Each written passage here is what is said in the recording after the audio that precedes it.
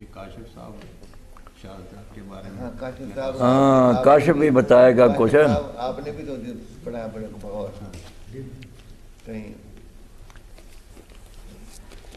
ابھی تھوڑی دیر پہلے مولانا صاحب نے مولانا مودودی رحمۃ اللہ علیہ کا یہ قول نقل کیا کہ جب نظام مزید بگڑا ہوا ہو اور بہت زیادہ بگڑا ہو تو اس وقت شہادت حق کی بہت ضرورت ہوتی، نہ کہ خاموشی ساتھ لینی چاہیے اس وقت.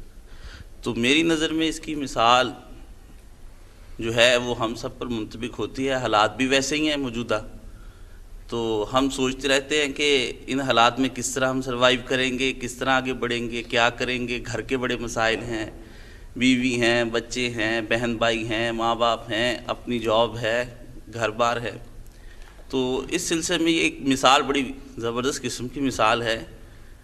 شروع سے انبیاء بھی آئے ہیں، رسول بھی آئے ہیں، صحابہ نے بھی دی جانے، لیکن ایک مثال ایسی اٹھی جو آج تک تابندہ ہے. وہ ہیں نبی کریم صلی اللہ علیہ وآلہ وسلم کے پیارے نواسے حضرت حسین ابن علی رضی اللہ تعالی عنہ. ان جیسے حالات، ویسے ہی حالات، اس بڑھ کر یہ سخت حالات نہیں ہیں جیسے حالات ان پر تھے. نہ تو ان کے اس وقت کوئی والدین تھے، نہ بھائی تھے، وہ تنہا تھے. تو انہوں نے شہادت حق کے لیے راستہ چنا اور کربلا میں جا کر جان دے دی. بچے ساتھ تھے، بیوی ساتھ تھی، بہن بھائی ساتھ تھے دوسرے، اور اپنے بھتیجے بھانجے سبھی ساتھ تھے. انہیں بھی شہادت حق کے لیے تیار کر لیا کہ دیکھو اس وقت میں تنہا مجھے شہادت حق کا فریضہ ادا نہیں کرنا، بلکہ تم سب کو بھی اس فریضے کو ادا کرنا ہے. اس پر انہوں نے آمادہ کر لیا. اس پہ انہوں نے یہ نہیں دیکھا کہ میرے مقابل میں کیا ہے، کتنے لوگ ہیں، کس تعداد میں ہیں، کتنی طاقت رکھتے ہیں، کتنی بڑی سلطنت ہے ان کی. نہیں، انہوں نے اپنے ذات گرامی کو خود ہی پیش کیا اللہ کی بارگاہ میں. کیا خداوند عالم، جب کہ مجھے بڑے بڑے لوگ روک رہے ہیں، مجھے آنے والے حالات سے ڈرا رہے ہیں، میرے دل کے اندر جو ایک شمع روشن ہوئی ہے اسے بے جا قسم کی جو آندیاں ہیں دھمکیوں کی اور دوسری چیزوں کی، اسے ڈرا رہے ہیں کہ تو رک جا، لیکن میں نہیں رکوں گا. میں اپنے بڑے سے لے کر چھوٹے تک، 6 ماہ کے بچے تک کی شہادت بھی دوں گا. یعنی انہوں نے اللہ کی عدالت میں کھڑے ہو کر فائلیں بھی پیش کی، دستاویزات بھی پیش کی، مثلیں بھی پیش کی، یعنی ہر چیز پیش کی. چھوٹا سا ایک کاغذ کا ٹکڑا شہادت حق بطور سمجھ لیں جناب علی اصغر، وہ بھی پیش کر دیا کہ یہ بھی اللہ ہے، یہ بھی.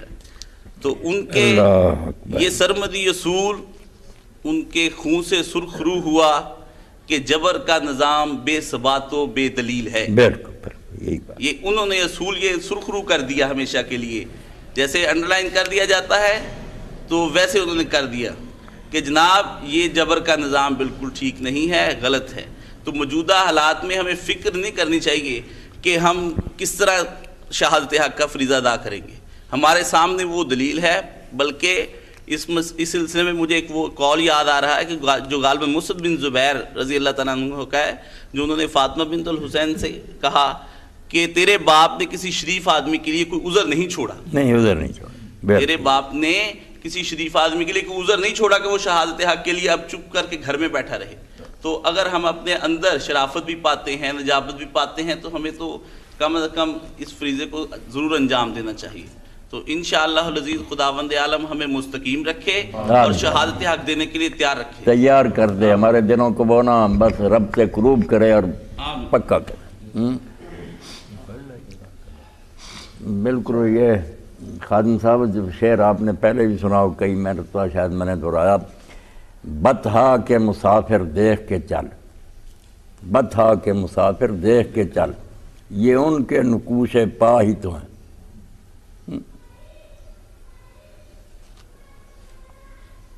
تاریخ کے لالا زاروں میں از غار حرا تا کرب و بلا. جو بات غار حرا سے شروع ہوئی، کہتا وہ نقشے قدم حضور کے ہی چلتے گئے. آپ بتاتے گئے نا کہ ایسا کرنا جب وقت آئے گا. تو حکیم صاحب بھی، انہوں نے حکیم تھرم صاحب نے یہ نظم اس مرتبہ لکھی ہے، دین کا عنوان حسین. تو اس میں لکھتے ہیں جو سلسبیل غار ہرا سے رواں ہوئی، جو سلسبیل غار ہرا سے رواں ہوئی، ہے کربلا میں اس کا نگہبان بھی حسین۔ تیغوں کے سائے میں بھی نمازیں ادا ہوئیں، ہے کربلا میں ایسا مسلمان بھی حسین۔ گھر بار بھی نثار ہے اولاد بھی نثار، راہ خدا میں جس کی وہ ذیشان بھی حسین۔ جان دے کے جس نے لوگوں کو جینا سکھا دیا، وہ زندگی کا چشمہ فیضاں بھی ہے حسین۔ حب حسین حب رسالت کی ہے دلیل، گویا نبی کے پیار کی میزان بھی حسین۔ ہے آج گرم ریت پر وہ جسم لخت لخت، تھا دوش مصطفیٰ پہ وہ ذیشان بھی حسین۔